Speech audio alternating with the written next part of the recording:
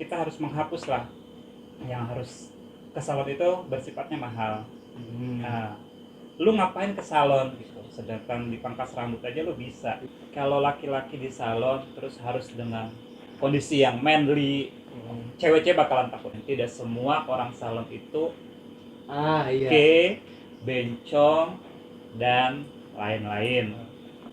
Walaupun kalian punya jabatan setinggi apapun, tapi kalian masih kerja dengan orang lain, tetap Anda adalah pembantunya dia. Yo, kembali lagi di channel Time Studio. Sudah bersama Mas Zainal. Jadi kami pertama emang kita sering nongkrong di tempat beliau, di tempat Mas Zainal. Jadi ada beberapa obrolan yang menurut kami menarik terus sangat menginspirasi. Aja. Ya silakan perkenalan diri dulu. Mungkin belum pada tahu gitu. Nama saya Zainal Arifin. Saya tinggal di sekitaran Kubang Reja ya, Cilacap. Tambak Sari, Kubang Reja. Keseharian saya ya jaga warung dan salon. Pertama kan saya agak skeptis sama ragu gitu kok di desa ada salon gitu kan. Pertamanya udah mikir kayak salon bakal laku gitu kan untuk sekelas desa gitu. Awalnya muncul untuk kepikiran buat salon di desa, apalagi lihat pasar dan sebagainya, itu bagaimana sih pertamanya? Oke, satu poin pertama, di desa ini kan belum ada salon ya. Iya. Kedua, saya bangun tempat tinggal, kalau tidak digunakan kan membazir.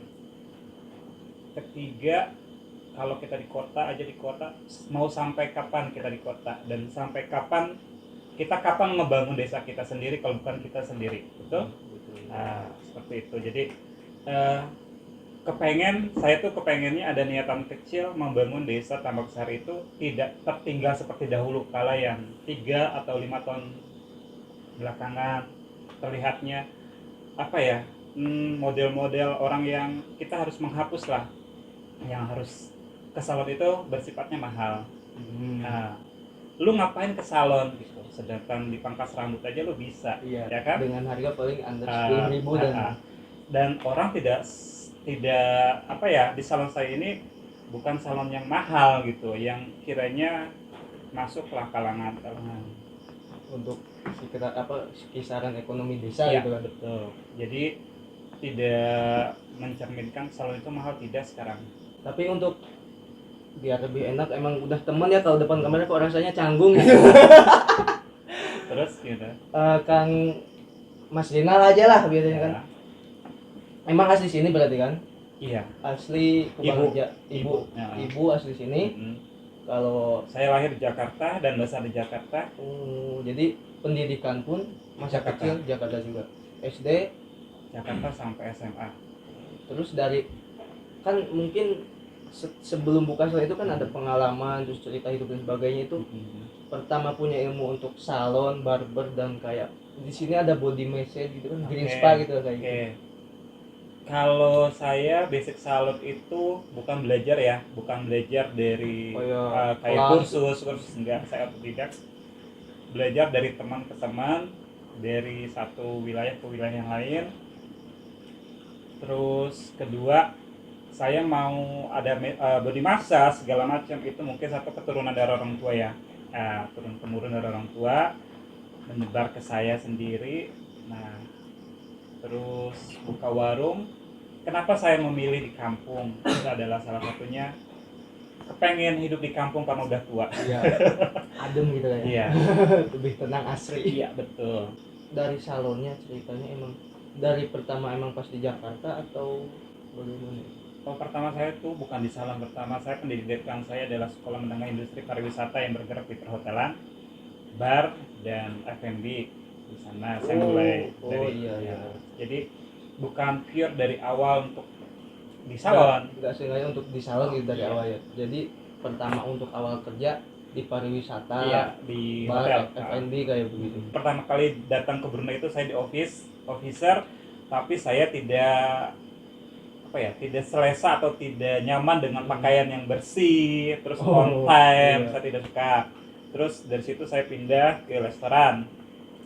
Di restoran saya pindah capek karena di restoran memasaknya bukan satu kalau time makan siang jam 10 sampai jam 12 itu benar-benar waktu yang sangat capek. Terus saya pindah ke biliar. Dari biliar saya pindah ke tempat karaoke, di tempat karaoke baru ke salon and spa. Jadi berarti dari sebelum di salon itu udah bisa masak juga. Bisa Terus bukan barista, bartender ya. bartender. Untuk Bisa. bartender itu di mana dulu? Saya di Bali. Di Bali. Wih. Jadi Bali pernah, di Semarang pernah, Jogja pernah, semua pernah lah insya Allah. Terakhir di Wamena, Papua. Wamena, Papua. Ada pertanyaan nih, yang membawa ke bartender itu siapa sih yang memperkenalkan ke bartender? Iya. Oke. Saya menjelaskan sekolah menengah industri pariwisata itu Oh, kan banyak ya. Di situ kalau kita sekolah di bagian SMA atau SMK, misalnya sekretaris itu kan ada accounting segala macam, dan salah satunya di sekolah menengah industri pariwisata itu ada bar, ada F&B produk, ada manajemen hotel dan sebagainya. Nah, jadi semua include semua, jadi belajar semua dari nol. Jadi semua dipelajari ketika di sekolah pariwisata itu. Di Indonesia berapa tahun sebelum akhirnya apa kan kalau keluar negeri katanya ada pelatihan ya, dan sebagainya, apa memang itu dari Khususnya untuk negara Brunei tidak ada pelatihan untuk bahasa karena bahasanya sama, bahasa Melayu and English. So English benar-benar kita biasa English kan. Jadi kalau udah basically-nya sudah English, nggak ada yang susah untuk masuk Brunei. Karena Brunei itu beda dengan negara yang lain. Brunei, Malaysia itu hampir sama. Singapura sama. di sana rata-rata pekerja pas bareng itu kebanyakan dari mana? Indonesia. Indonesia. Mm-mm. Untuk memutuskan ke Brunei itu karena di sana udah ada keluarga atau pengalaman? Memang first time aku datang sana ada ibu. Jadi Ibu di bagian kalau ibu di terapis. di terapis. Ah, Oh jadi bisa mijit pun dari ibu. dari ibu turun temurun Iya. ilmunya gitu.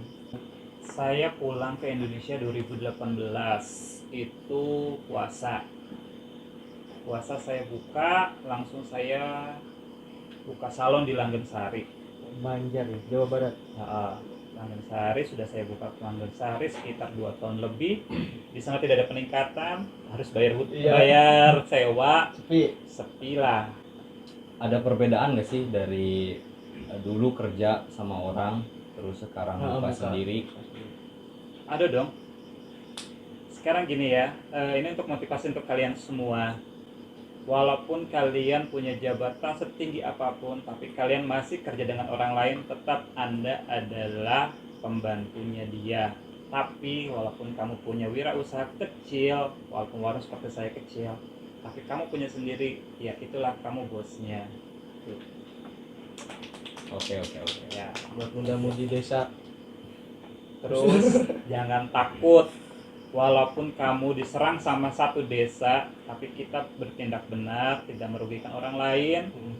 Walaupun orang itu memandang kita sebelah mata, Iya. karena saya berbasic saya di salon, dan tidak semua orang salon itu Iya. bencong dan lain-lain. Dan orang gini loh, Kan oke gini ya. pandangan Sekarang orang-orang tentang salon itu kebanyakan seperti itu. laki-laki kerja di salon kan gimana Tapi gitu. ada baiknya untuk kalian ya, untuk informasi semua. Kalau laki-laki di salon terus harus dengan kondisi yang manly, cewek-cewek bakalan takut. Iya. Nah, kedua, antisipasi seperti apa? Kita ramah dengan lebay-lebay. Itu bukan berarti kita lebay, kita suka sama cowok. Iya. Nah, Kebutuhan kerja lah ya. kebutuhan apa ya namanya, untuk action aja lah. Tapi kalau kita manly, orang akan takut. Semacam gimmick mungkin. Orang akan takut. Tapi jangan juga berlebihan sampai dandan, make up yang berlebihan kan. Seperti itu. Kalau mungkin untuk beberapa salon memang ada yang seperti itu, tapi tidak semua gitu kan. Lagian kan kembali lagi kalau untuk sekelas di kota mah kan kayak misalkan laki-laki pekerja salon, apalagi kayak makeup artist dan sebagainya seperti itu. Mungkin untuk di kota pikiran orang-orang lebih terbuka gitu kan. Masihna pas pertama ke desa ada kayak selentingan anggapan bahwa banyak jangan ke situ ini. Oh banyak. Pasti kalian juga pasti takut kan, first time kamu lihat saya di sini pasti takut kan? Iya, emang karena pertama belum kenal kan. terus ya karena omongan orang. omongan orang, terus yang namanya kayak di desa kan untuk kayak pemikiran seperti itu kayak belum lagi dari norma agama, sosial gitu kan dan sebagainya gitu. Menghadapi itu awal-awal pasti kan sudah siap lah gitu kan. Ya karena itulah pengalamannya nggak jadiin saya, karena saya bukan kalau dibilang masakan itu, saya bukan masakan yang mentah. Saya tuh siap saji, dalam artian siap saji. Ya, saya bisa bergaul antara orang tua, saya bisa bergaul dengan orang tua, dengan anak muda. Oh ya kayak gini anak muda di sini yang dibutuhkan, ya kan? Iya. Nah, anda pasti kalian semua sebelum kenal saya kan pasti tanya, wih orang itu mau sombong banget karena saya orangnya diam. Iya. Nah tapi kalau kamu udah kenal saya Iya. sekarang, nah, enjoy kan? Iya, Gitu. Seperti itu. Karena ya itu satu, jangan suka mengecap orang atau memandang orang sebelah mata. Kalau kita belum tahu isinya, janganlah. Karena yang rugi diri kita sendiri. Dan di sini kan ada juga yang udah pernah saya pijat, saya bekam. Aman-aman aja kan? Ada pernah aku apain gitu selama ini. Ada pernah aku facial. ada yang pernah nggak aku ya macam-macam yang bertindak asusila, kan enggak. So Profesional. Profesional ya, kita kerja ya kerja. Khususnya kan buat di desa kita kayak desa Tamarsari belum ada yang seperti ini gitu kan. Ya. Kayak berani banget gitu pertamanya, anjir di desa gitu kan apa bakal ada gitu kan. Ini satu Penikmatnya. pemikiran itu ada dulu pertama di saya, tapi my mom is my hero lah ya, dia menguatkan saya, kasih spirit dan segala macam. Ibu adalah benar-benar yang dia kasih motivasi. Lu belum coba, lu nanti lu udah coba, tapi lu jangan satu item aja yang lu tunjukin di sana. Kayak jangan salon aja, tempat ngopi, tempat nongkrong. Nah, lu kan belum tahu anak-anak sana. Sebelum itu kan lu belum kenal, makanya kenalan dulu sama mereka. Nanti juga lu bakalan enjoy lama-lama. Itu ibuku. Kan sekarang sudah berjalan, sudah kenal dengan anak-anak lingkungan sini. Ya, enjoy lah. Iya aja kan. Anak-anaknya juga enjoy kan sama gue. Jadi ayo why not gitu. Kenapa enggak? Gitu loh. Untuk kayak pertama tantangan ini nih, kayak sekarang kan kayak banyak anak-anak yang pengen kerja ke luar negeri gitu kan. Terus karena mungkin bingung di kampung mau ngapain. Pertama struggle Mas Zena lah sebelum ke sana gitu pemikiran. Satu, lu pikirin dulu di luar negeri itu bukan lu kerja di Jakarta ya. Kalau di Jakarta lu bisa pulang kapan waktu yang lu mau. Di luar negeri itu lu harus habisin kontrak selama 2 tahun. Oh jadi pertama berangkat kontrak 2 tahun. Tuh harus mau nggak mau, suka nggak suka lu telan 2 tahun. Dan lu jangan bilang orang balik dari luar negeri itu enak lu di sana. Iya. Sama. Udah mau kerja kan, mau di luar negeri atau Padahal di sana lebih pahit. Nah, jadi lu jangan lihat orang yang pulang dari luar negeri sukses, di sana dia happy apa enggak, tetap sama kerja. itu kan pernah kayak barista bartender. Bartender itu kan kayak apa sih, Meracik minuman kayak gitu itu di diskotik dan sebagainya gitu kan. Mungkin saya pengen tahu kayak dunia malamnya gitu, pengalamannya Dunia asik loh ya. Dunia asik. Untuk kayak pas di Bali itu berapa tahun? Di Bali mau 2 tahun. Mau 2 tahun. Itu untuk badan itu kayak kursus atau Pas sekolah dulunya. sekolah dulu pas SMK SMA itu ya? Aduh. Udah sekolah, kita ada training dulu di Grand Bali Beach, Bali. Jadi ya langsung belajar. Jam kerja itu kayak gitu. Kita jam kerja itu di sana jam 7 atau jam 8 malam ya udah siap, udah prepare. Kita udah prepare table, udah prepare minuman, udah prepare semua. Kayak glassware-nya kita udah preparekan, terus kita udah sterilkan, semua alat-alatnya harus bersih. Dari jam 7 pagi. Jam 7 malam. Oh, jam 7. Oh, maaf. Yoding. Makanya ya ada diskotik. Diskotik buka siang. Diskotik buka pagi-pagi. habis jogging gitu kan euy. Jam 7 kita udah prepare, kita buka open table jam 10 kita udah open, itu udah mulai ada DJ datang jam setengah 10 tuh udah mulai prepare lah, tamu-tamu datang setengah 11, jam 10 setengah 11 malam sampai jam 5 pagi. Jam 5 pagi. Pulang tidur paling apa ya, kayak waktu tidur seperti itu. Oh, waktu tidur di sana kayak pagi jadi malam, malam jadi pagi gitu. Jadi mungkin kayak ngeracik-ngeracik sejenis minuman-minuman yang Beralkohol. mungkin, itu sudah ada kemampuan kan ya? Boleh Boleh. boleh mau dibikinin apa? Kalau untuk pemuda dusun seperti kita, Janganlah. Ciu Amer sepertinya. Kita belum tuh kayak apa sih namanya, mungkin kayak minuman-minuman kayak gitu. Kayak tequila, terus blue sky, terus Waduh. vodka seperti itu dan macam-macamnya, martel dan lain-lainnya. Menurut aku kalau yang udah pernah ngerasain minuman mahal dan branded, nggak akan mau minum-minuman yang Kayak arak tradisional nggak masuk berarti? Kayak mungkin ya boleh lah tapi nggak boleh setiap hari. Memang satu, kalau orang bartender itu, orang bar itu pasti harus mabok. Kalau nggak mabok nggak bisa kerja. oh emang buat Kurang menjiwai. nah, ini apa ya, ini buat edukasi aja lah, bareng mulai terbuka gitu kan. Tapi dari pihak keluarga ada yang tahu nggak sih? Kerja di kayak gitu kan mungkin kalau beberapa Nggak ada yang tahu sih. Ke Bali ya udah, gue kerja di Bali, dia nggak tahu gue kerja apa di Bali. Terus kalau orang-orang temen-temen tanya, lo kerja apa sana? Mecon, gue bilang. Ya iyalah, sekarang lo kerja jam 7 malam atau jam 8 malam lo baru berangkat. Lo balik jam 5. Coba lo kalau tinggal di Kubang Reja, pasti kan gengger. Lo ngapain kerja di mana? Kan pasti ya udah tinggal jawabnya enak aja. Lo mau kemana? Mecun, kan udah gampang. kerja di mana? Alfamart aku sip malam, bro. Tapi pernah nggak sih melenceng ke yang hal-hal negatif kayak narkoba gitu? Narkoba enggak? Enggak. Aku narkoba enggak lah ya, karena kalau narkoba aku nggak bakalan bisa masuk kemana-mana negara, nggak bisa, karena itu udah masuknya ke darah. Iya. Kalau minuman lo habis mabok terus lo kencing udah hilang, tapi kalau lo narkoba masuk ke darah segala Bisa tahu. macam. Dari kayak kan kerja di kayak gitu kan mungkin kesehatan ya, tiap hari minum dan sebagainya. Minum dan ngerokok. Dulu gue pernah divonis, lo mau hidup apa mau mati, dulu di rumah sakit Sanglah ya. Terus kalau lo mau hidup ya lo udah lepas minuman sama rokok. Jadi mau nggak mau gue harus balik ke Jawa, dan itu benar-benar berat, hari-hari yang berat gue harus ninggalin Bali. Udah Ninggalin surga ya? Di surganya. Bali kan kita di Bali itu lo mau pakai celana dalam doang bebas. Coba lo di Tambak Sari di daerah sini, lo pakai celana pendek aja lo diomong satu desa kan.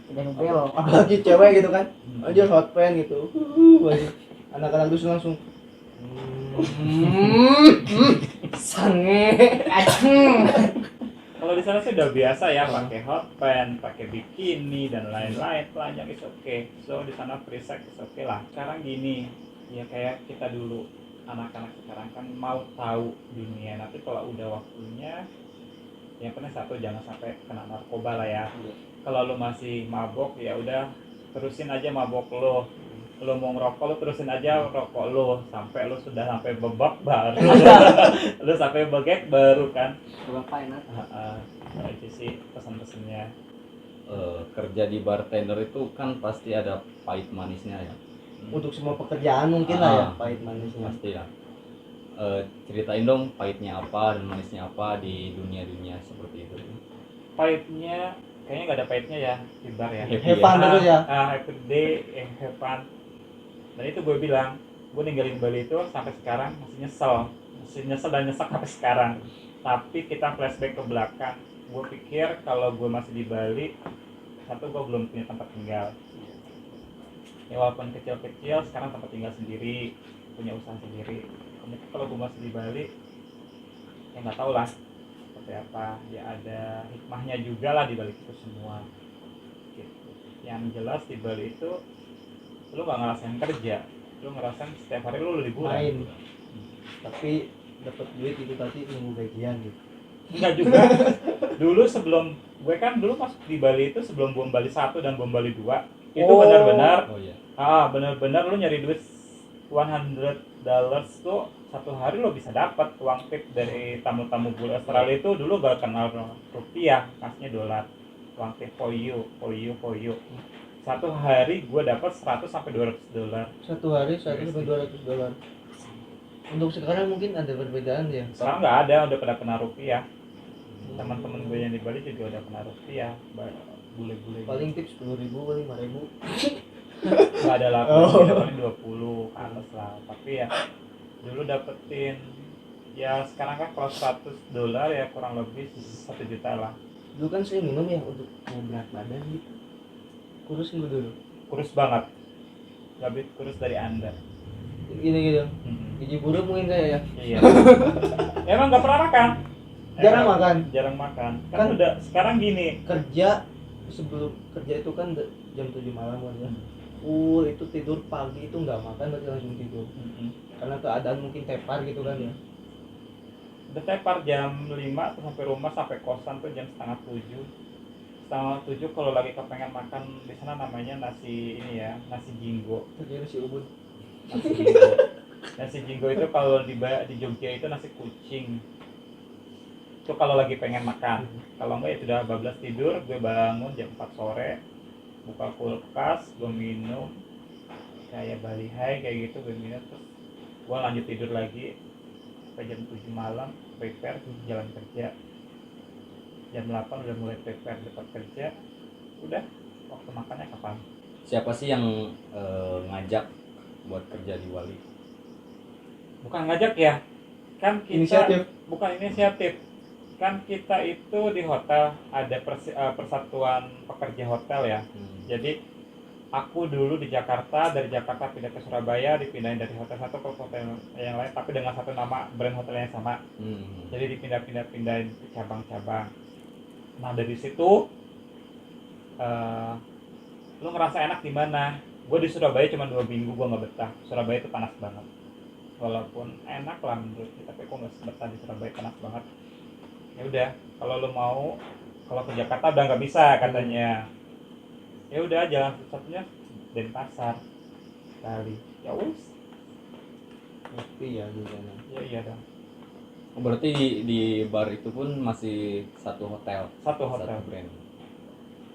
Satu hotel. Itu proses perpindahan dari kerja di hotel jadi ke salon tuh gimana sih ceritanya? Dari hotel ke Da- salon. dari Kan itu prosesnya itu waktu saya di Bali. Itu kan kadang-kadang aku udah jam 2 atau jam 1 siang tuh kan bangun ya. Nah, terus kenalan sama orang salon. Kenal. Pertama ya cuci rambut, kerimbat segala macam. Kenal. Jadi akrab. Terus gue bilang, kalau enak ya kerja siang hari gitu, maksudnya siang hari dari pagi sampai sore. Sedangkan gue kok lama-lama kan juga boring ya, Iya, kerja jenuh. lama-lama jenuh. Ya udah kalau lo mau belajar ke sini, gue harus bayar berapa? Dia bilang gitu. Nggak usah bayar, itu sama orang Medan diajarinnya itu benar-benar dari awal, dari kerimbat, cuci rambut, terus segala macam lah, dari yang step bawah dulu. Tante atau apa? Yang Bukan, ini. ya itu bencong salon. Bencong Oh, salon. bencong beneran berarti. Betul. Bentung. Bencong beneran, dan itu benar-benar galak. Dia kalau ngajarin itu benar-benar galak. Ya satu, langsung gue bisa masuk di situ. Nah terus dia bilang, kan lo nggak suka di hotel tuh lo harus rapi, bersih, dan segala macam. SOP dan sebagainya. Terus kalau lo di bar juga lo sama, lo harus pakai uniform.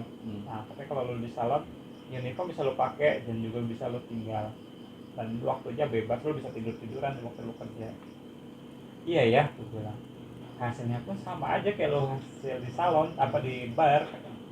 Tapi kerja ngerasa lebih enjoy di situ pas di salon. Pertama sih gue risih kan ngelain cewek gini. Oh, Iya, pasti. pertama pun pasti masih ngerasa risih. Risih. Kayak Adaptasinya. Ada. Adaptasi. Risih, pertama risih. Masa sih gue harus muka cewek gue pegang-pegang, rambutnya gue cakep segala macam. itu masih di salon belum kayak spa dan sebagainya. belum. Itu di luar negeri ya. Itu di luar negeri. Tapi di Bali udah diajarin basic-basicnya kayak refleksi, kayak massage, kayak segala macam. itu untuk menyesuaikan diri seperti itu emang karena udah kebiasaan apa emang maksain gitu gue harus bisa karena pengen serius di sini. Kadang kan kita kalau udah kerja nggak nyaman cari aja yang lain lagi gitu.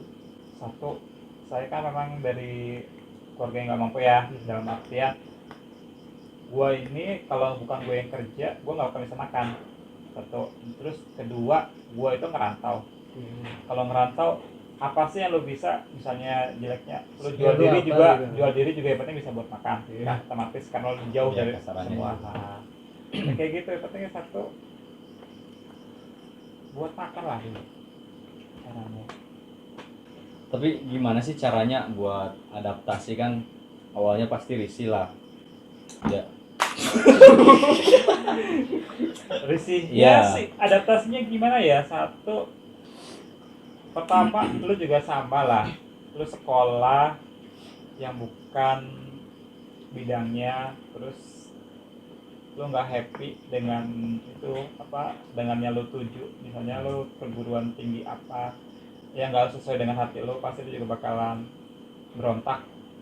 Tapi di sisi lain kita nggak usah lihat ke atas, lihat ke bawah. Di lain banyak pengen pendidikan, Iya. nah tapi susah, ya udah gue jalani, gue resapi, nanti juga ketemu jalannya sendiri-sendiri.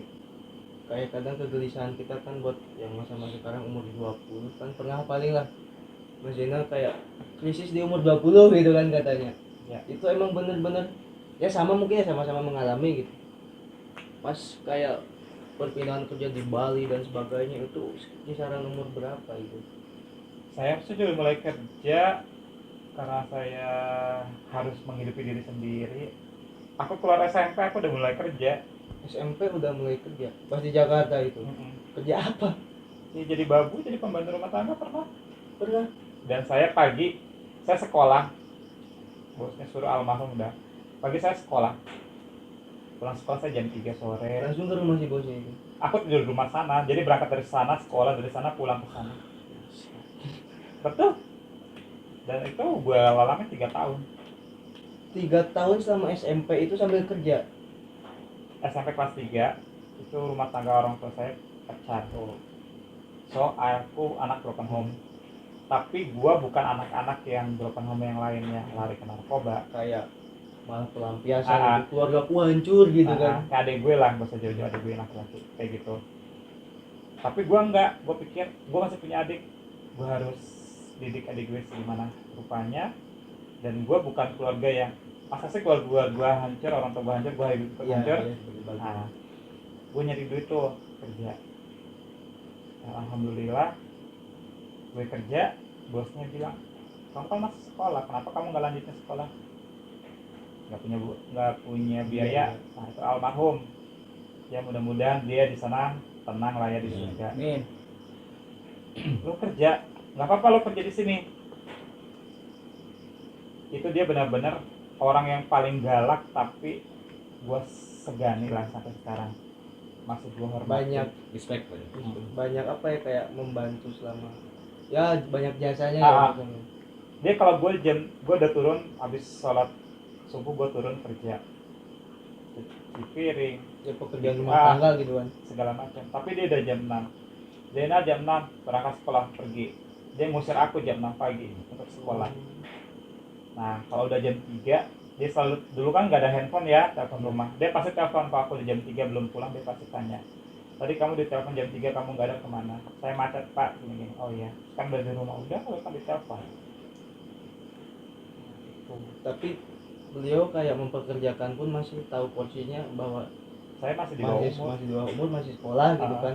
Ya pas waktu sekolah ya Sekolah sekolah gitu kan. dulu ya, belum ada konflik rumah tangga. Gua sih orang-orang pada sekolah, gua mah nggak, orang-orang pada main ya waktunya sekolah, gua mah nggak main, nggak pernah main, dan nggak boleh sama bapak kamu, gua suruh gue ngikut main. Dan teman gue nyamper pun dimarahin. Ke rumah gitu datang. Nggak ada, jendelanya pergi di rumah lu cara pada jalan. Benar, itu pengalamanku pahit. Ibuku ya udah kalau mau main sana. Kalau ibu oke-oke aja Oke, gitu. sampai sekarang juga oke-oke aja. Jadi kalau bapak kandungku, kalau aku ngelihat ngumpul-ngumpul, dia nggak suka. Kayak membatasi untuk bersosial mungkin. Karena dia nggak pernah bersosial. balik lagi ke tadi ya salon. Ya. Kan katanya temen kerja tuh ada yang melenceng kan. Ada nggak sih ajakan-ajakan buat yang seperti itu gitu? Iya. Kayak dunia salon kan. Iya gini, sekarang kalau kita sama lah kayak yang kalian. Kalian diajakin minum, Hmm, gue nggak mau. Tapi lama-lama lo bakalan kebawa. iya Pak. Nah, jadi gini sekarang, antisipasi gua sama teman-teman, ya udah ah, berbohong untuk kebaikan lah ya. Jadi lu diajak, tuh ada yang suka sama lu, gua udah punya pacar, mana pacar cowok lu gitu ya. Oh. Nah, jadi gua bohongin sama temen gue, padahal kita nggak ada apa-apa. Hmm. Lu tolong jemput gue lah kalau gue balik salon, atau enggak lu anterin gue kalau balik salon gitu kan. Dia berpikirnya oh itu ada pacarnya, jangan diganggu kan. Nah, padahal gue sama satu kos sama dia, dan dia ada cewek dan gue juga ada cewek kan. Waktu dulu masih jalan sama orang Bali kayak gitu. Jadi kalau apa-apa ya itu kebohongan, ada yang baik ada yang enggak kan. Tapi berbohong untuk kebaikan why not kan, kenapa enggak. Iya. Berarti kayak gitu ya cara menyesuaikannya tuh. Jadi kalau misalnya lu menghindar, lu makin dikejar. Tapi Oh, itu kalau- malah makin barbar nggak sih? Kayak pernah nggak sih kayak ada pelecehan dari yang mungkin sama jenis lah ibaratnya ada. Oh banyak lah kalau kitanya, maksudnya kita badannya muscly kayak Iya, manly kayak gitu iya. kan. Dia semakin manly, kita semakin manly, dia semakin penasaran sama kita.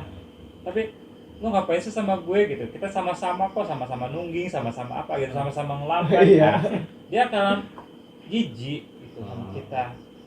Gitu. Malah nggak tertarik lagi gitu. Nggak tapi kalau misalnya kita disukai sama yang kayak gitu terus kitanya jadi manly, dia makin suka sama kita.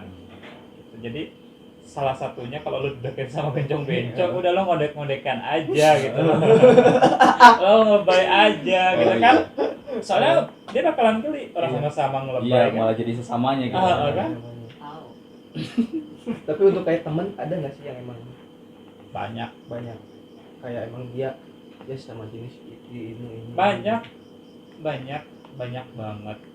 Dan gua kemarin sempat pas adek gue kawinan Novi, gua undang bencong Semajenang dan sekitarnya. tapi heboh rame banyak kan. Heboh lah kemarin. Itu yang make-upin si Novi dan Arif itu kan emang salah satu kru dari kita dari make-up.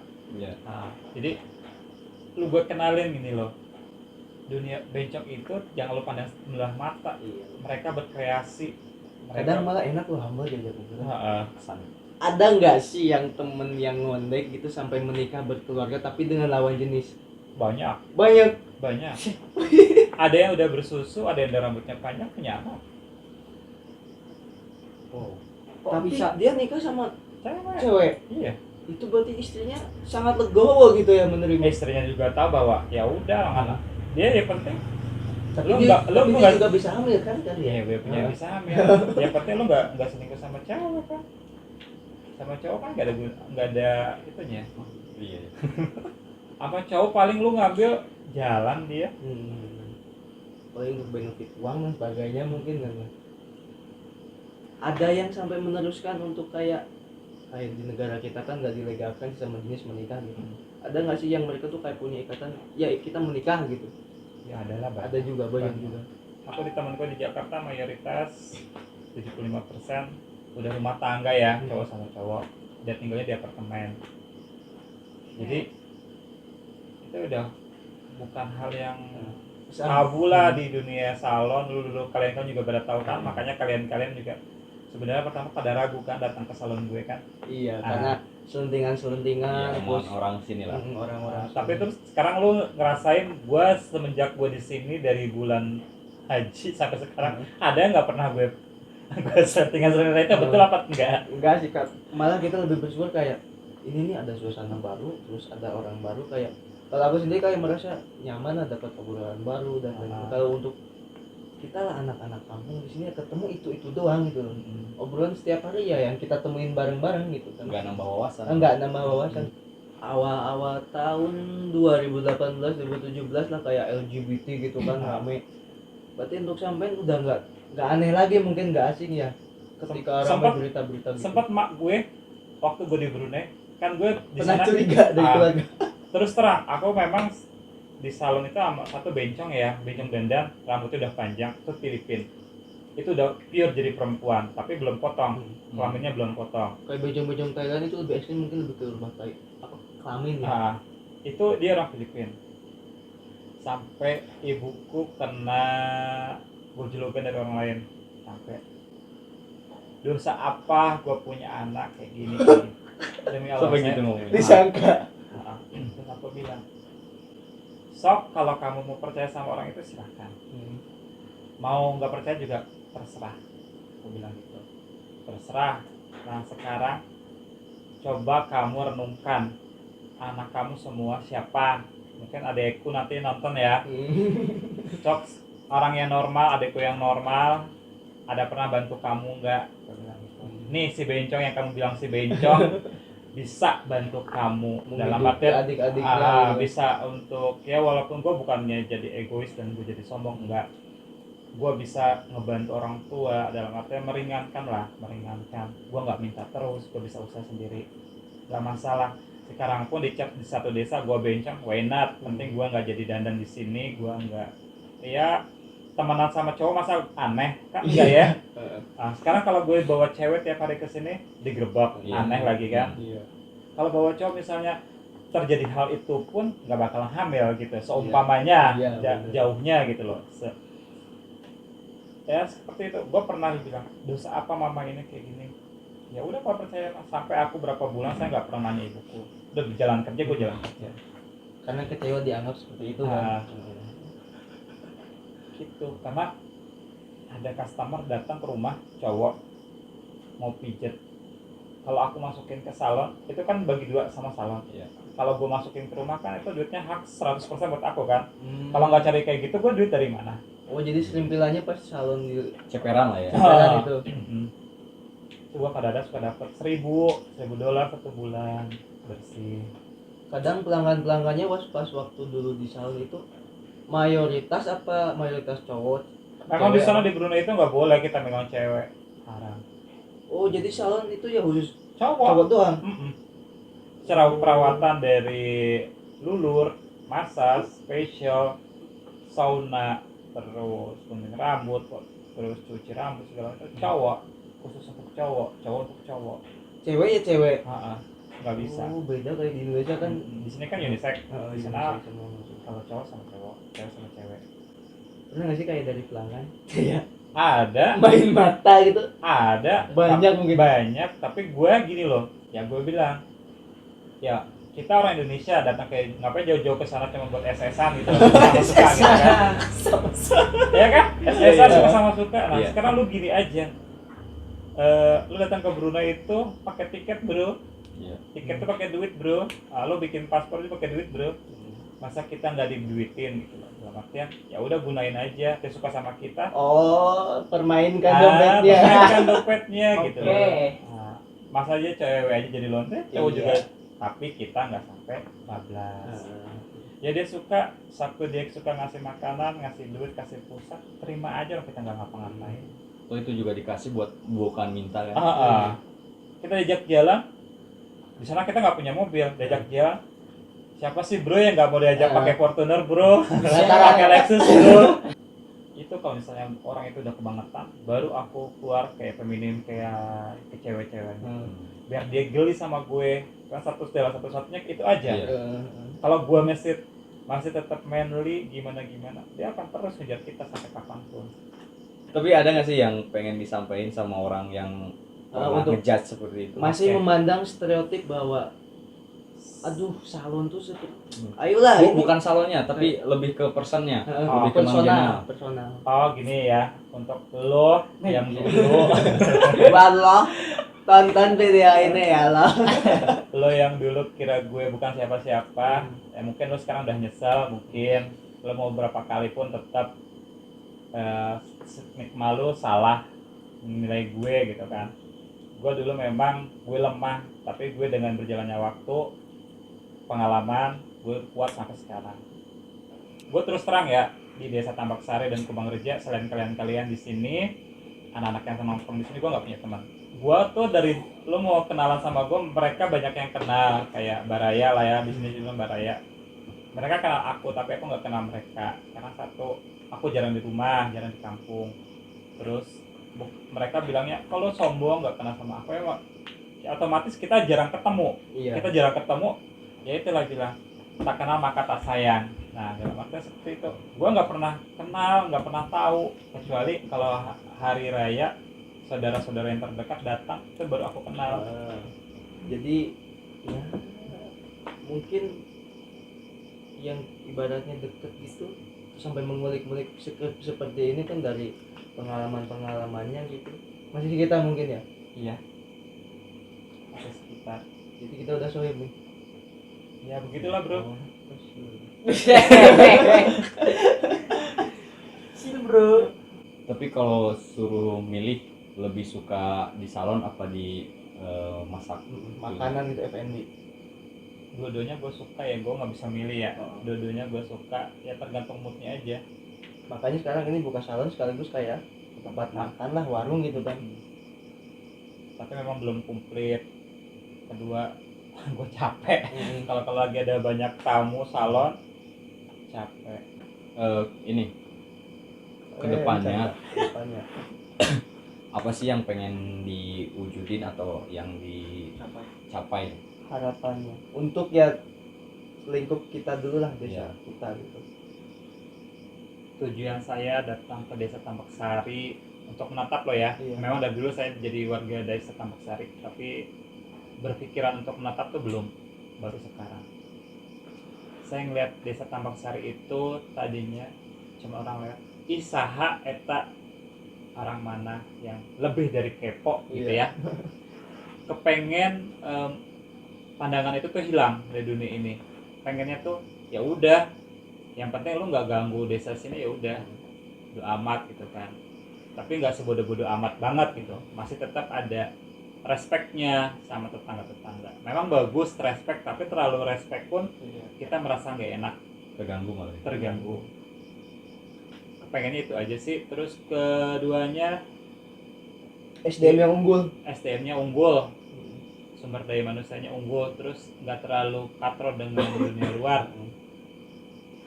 Terus membuang bahwa image salon itu yang tuh bencong, gay dan lain-lain, ya kan?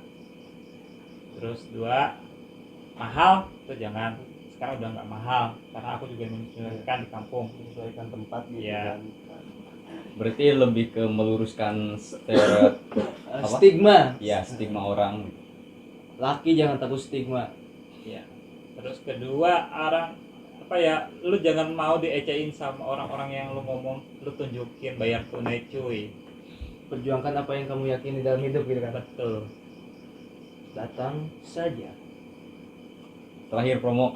ke salon Green Spa and Salon, menyediakan berbagai ukuran. Ada refleksi, body massage, sauna, totok wajah, facial, bekam, pokoknya lengkap lah. Datang aja, ini tempatnya ada di Desa Tambak Sari, Dusun Kubang Reja, Kecamatan Wanarja, Kabupaten Cilacap. Agak lebih dekat Cak. Nanti kita share di sini.